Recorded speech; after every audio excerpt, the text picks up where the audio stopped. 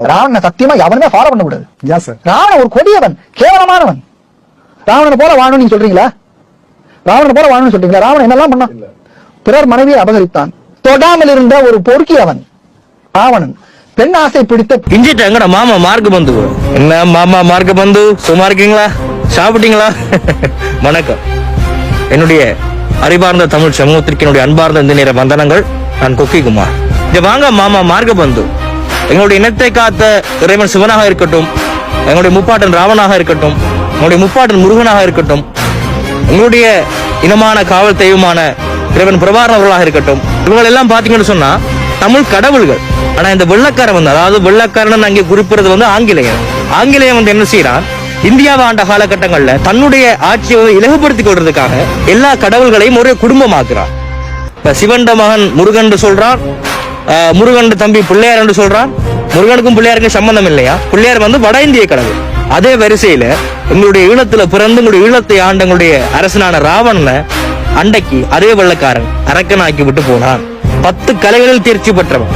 மனோதத்துவம், மருத்துவம், மந்திரம், தந்திரம், அரசியல், இசை, சாஸ்திரம், விஞ்ஞானம், இலக்கியம், ஜோதிடம் என 10 கலைகளில் அவன் தேர்ச்சி பெற்றான். இந்த 10 கலையை தான் 10 தலையாவன் மாத்திரான்.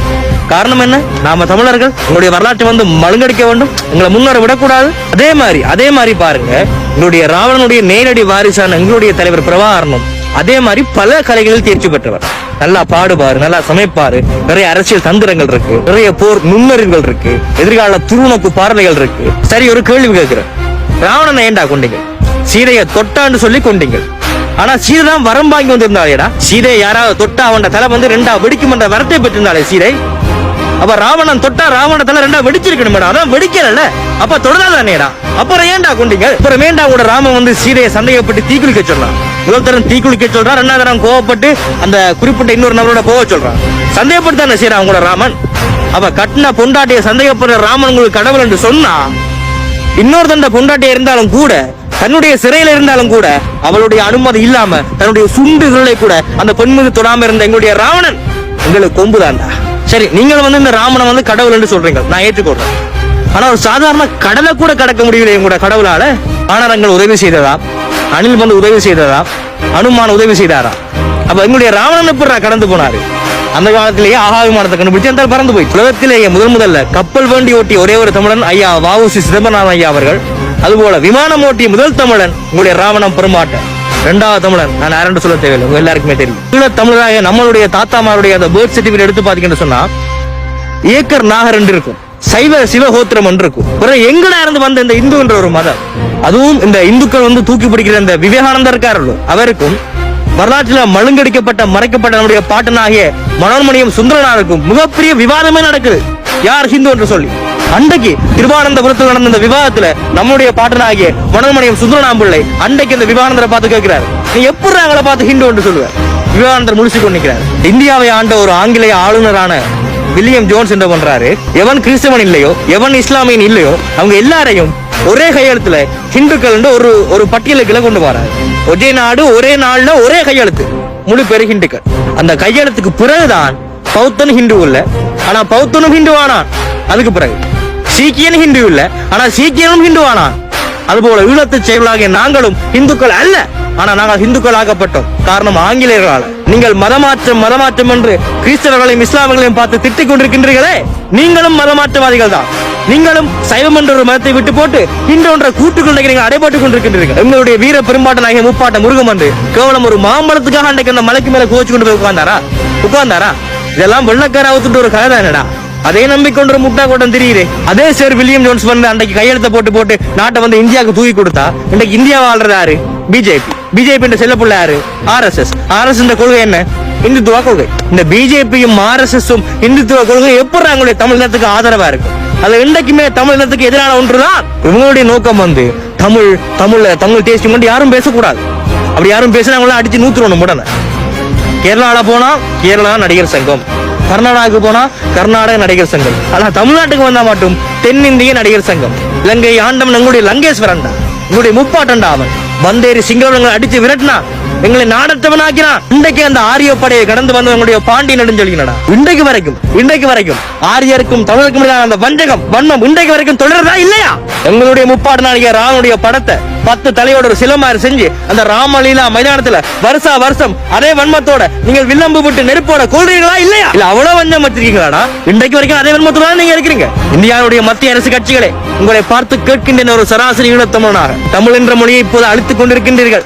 அந்த எங்களுடைய சைவம் என்ற மதத்தை அளித்தீர்கள், எங்களுடைய பண்பாட்டை அளித்தீர்கள், எங்களுடைய கலாச்சாரத்தை அளித்தீர்கள், இன்றைக்கு இறுதியாக எங்களுடைய ஈழத்தையும் அளித்தீர்கள். கட்டின பொண்டாட்டியை சந்தேகப்பட்டு தீக்குளிக்க சொன்ன உங்களுடைய ராமர் உங்களுக்கு கடவுள். செண்டு முழுக்க சந்தேகப்படுறாரு, ஒருக்கா தீக்குளிக்க சொல்றாரு, மறக்க வந்து யாரோ ஒரு வண்ணாருடைய ஒரு கதையை கேட்டு போட்டு எங்கேயோ போக சொல்றாரு. செண்டு முழுக்க சந்தேகப்படுறாரு, அவர் உங்களுக்கு கடவுள். ஆனா என்னுடைய தங்கச்சிக்கு என்ன தவறுன்றாலும் செய்து இருக்கட்டும், ஒரு பெண்ணுடைய மூக்கை அறுப்பது குற்றமா இல்லையா? அதுவும் அது சாதாரண பெண் இல்லை, ஈழப்பெண். அந்த ஈழப்பனுடைய மார்பை அறுத்தது குற்றமா இல்லையா? இதே உங்களுடைய இந்திய ராணுவம் அன்றைக்கு எங்களுடைய ஈழப்பெண்களை கையை பிடிச்சு எடுத்ததுக்காக அவங்க எல்லாரையும் ஓட விட்டாக்கள். நாங்கள் எப்படிப்பட்டவர்கள் என்று ராஜீவ்காந்தி நன்கு அறிவார். நாங்கள் எப்படிப்பட்டவர்கள் என்று ஸ்ரீபெரும்பத்தூர் மக்கள் நன்கு அறிவர். ஏண்டா மாமா மார்கபந்து, உங்களுடைய ஈழத்துல ஒரு வயசு பெண்ணை கையை பிடிச்சு யாராவது இழுத்தா வயசான பெண்களே அறுவாளை தூக்கிட்டு போவாடுற வெட்டுறதுக்கு.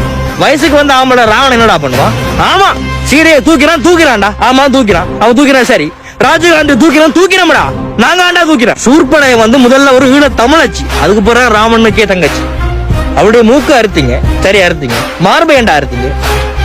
இதே இலங்கை ராணுவங்களுடைய ஈழப்பெண்களுடைய மார்பை அறுத்து கடை போட்டு வித்ததற்கும் உங்களுக்கு என்னடா வித்தியாசம்? அசுரனாக இருந்தாலும் என் நாட்டு அரசனவன், என் ஈழ நாட்டு அரசனவன் விட்டு கொடுக்க முடியாது. மறைந்திருந்து மானம் கொண்ட வாலியை தாக்கிய மாண்புமிகு ராமச்சந்திரனை மா வீரன் என்று போட்ட மகாகவி கம்பனே தங்கவில்லை என்று சொன்னால் மாண்டாலும் வெற்றி வாலிக்குத்தானே, மாண்டாலும் வெற்றி வாலிக்குத்தானே, ஆண்டாலும் அவன் தம்பி சுக்ரீவன் துரோகிதானடா.